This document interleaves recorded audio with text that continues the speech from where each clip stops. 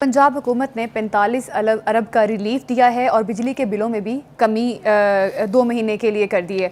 बुखारी साहब, अब जिस तरह से सियासी जमातें, सियासी वुज़रा एक दूसरे पर तनकीद कर रहे हैं, क्या लगता है आपको? बिलावल भुट्टो ज़रदारी ने जिस तरह से कहा है कि वज़ीर आज़म शहबाज शरीफ सिंध आएँ, आके अस्पतालों की सूरत हाल देखें, हमारा हेल्थ सिस्टम कितना अच्छा और कितना अपडेटेड है, तो क्या लगता है आपको ये तनकीद है या कुछ और है?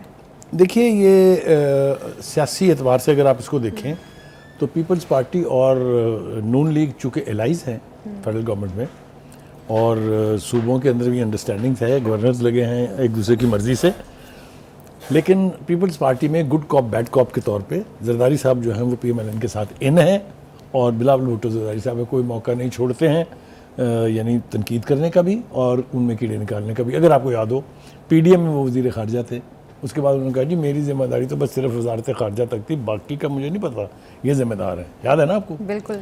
फिर उसके बाद शुरू में उन्होंने तो ये PTI को ऑफ़र कर दी थी कि आइए हम मिलकर हुकूमत बनाते हैं। जरदारी साहब ने नहीं की थी, बिलावल भुट्टो ने की थी, याद है ना आपको? तो इसलिए ये गुड कॉप बैड कॉप वाली खेल चल रही है। लेकिन ये जिस तरफ आपने इशारा किया है ये थोड़ा सा समझने की बात है। देखिए, जो जहाँ तक ये हेल्थ सिस्टम है सिंध का इज़ फॉर टू सुपीरियर, कोई दो राय नहीं उसके बारे में। ठीक, वहाँ ज़्यादा लोगों को फ्री इलाज होता है, वहाँ ज़्यादा लेटेस्ट इक्विपमेंट्स लगी हुई है, वहाँ लेटेस्ट स्पेशलाइज्ड हॉस्पिटल्स हैं, कोई मैच ही नहीं है, मतलब इसमें तो कोई शुबा नहीं। लेकिन इसका ये हरगिज़ मतलब नहीं है कि यहाँ कुछ भी नहीं है। अगर आप कंपैरेटिव टर्म्स में बात करें तो यस, सिंध में better health facilities are available, लेकिन अगर आप पंजाब में देखें तो look at how big is Punjab and how many hospitals there are. So ये उस तरह का मुआवजा नहीं है। लेकिन वो क्यों कह रहे हैं? वो ये कह रहे हैं कि इस वक्त सिंध गवर्नमेंट जो है वो थोड़ी सी दबाव में है। हाँ, प्रेशर आ रहा है। प्रेशर क्यों आ रहा है? क्योंकि पंजाब गवर्नमेंट ने जो रिलीफ दिया है, इसकी नेचर पर भी हम बात करेंगे, लेकिन रिलीफ दिया उन्होंने कि 14 रुपये पर यूनिट बिजली जो है वो सस्ती हो जाएगी फॉर 2 मंथ्स उन लोगों के जो 1 यूनिट से लेके 500 तक कंज्यूम करते हैं।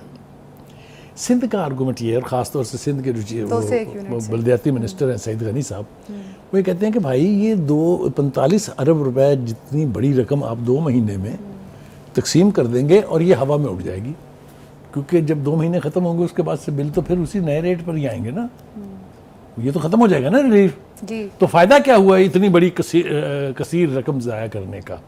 उनका ख्याल ये है कि भाई आप इसको किसी प्रॉपर मंसूबों में इन्वेस्ट करते, रोज़गार के मौके बढ़ते, तो लॉजिकली तो वो ठीक है। हाँ, लॉजिकली तो सही है। दूसरी बात ये है कि हमने इसका तजर्बा माजी में भी किया। आपको याद होगा जब शहबाज शरीफ साहब चीफ मिनिस्टर थे तो उन्होंने सस्ती रोटी स्कीम जो है वो मुतारफ़ कराई थी, जिस पे 22 अरब रुपए 1 साल में इन्वेस्ट हो गया था हुकूमत का, और लोगों ने खा पी के फारग। सस्ती रोटी, सस्ता कपड़ा, मकान। तो मुझे अच्छी तरह से याद है, उस वक्त एक इकोनॉमिस्ट आए थे पाकिस्तान के दौरे पर, मैं उनसे मिला था, तो मैंने उनसे पूछा कि जी हमारी जो एलिंग इकॉनमी है इसका क्या इलाज है? तो उन्होंने मुझे बताया कि ये आपके जो चीफ मिनिस्टर साहब हैं उन्होंने 22 अरब रुपए एक तरह से नोटों को आग लगा दी है, क्योंकि लोगों ने रोटी ली, सस्ती ली, खा ली, फारग। वो कहता है अगर यही 22 अरब रुपया किसी फैक्ट्रियों में इन्वेस्ट किया जाता तो 2 अरब रुपए में एक अच्छी टेक्सटाइल मिल, एक अच्छी फ्लोर मिल लग जाती है, और हर मिल में जितने लोग मुलाजम होते उससे 50,000 कुनबे के लोग जो हैं वो पल रहे होते हैं। मल्टीप्लाई करें इसको 11 से तो 11 मिलने लगी, मल्टीप्लाई करें 5 साल से 55 मिलने लगी। Look at it, about over 1 crore people would have been benefited. तो हुकूमत और फिर वो बस अपने ये जो टेम्परेरी गुडविल बनाने का जो चक्कर है ना हमारे यहाँ सियासत में, ये सबसे बड़ा मर्ज है। इट्स ए डिजीज़ कि हम फौरी रिलीफ दे के शाबाश तालियां बजवा ली और उसके बाद वो हे वायर हुआ। एक नहीं, मैं बेपना प्रोजेक्ट आपको बता सकता हूँ जो हवा में प्लान किए गए, हवा में ही वो तामीर को पहुँचे, हवा में ही वो उड़ गए। जिसका सस्ती रोटी स्कीम की मैंने बात की ना आपसे, इसी तरह ये बिजली का रिले apparently it sounds very good, लेकिन what will happen after 2 months? So everybody जिसको ये बेनिफिट मिला will be back to square one after 2 months. ठीक। तो मेरे ख्याल से इस तरह की इन्वेस्टमेंट के हवाले से बहुत ज़्यादा गौर व गौस की ज़रूरत होती है। ठीक है। और बजाय इसके कि आप किसी टेम्परेरी रिलीफ में इन्वेस्ट करें, आप ऐसी जगह, ऐसे शोबों में, ऐसे मंसूबों में इन्वेस्ट करें जो लॉन्ग टर्म आपको बेनिफिट दें। ठीक है। जिस तरह मैंने कहा कि अगर उस रोटी स्कीम की बजाय फैक्ट्रियाँ लगाई जाती तो वो फॉर ऑल टाइम थी ना, ठीक है। सारी ज़िंदगी रोज़गार जारी रहता उनसे। ठीक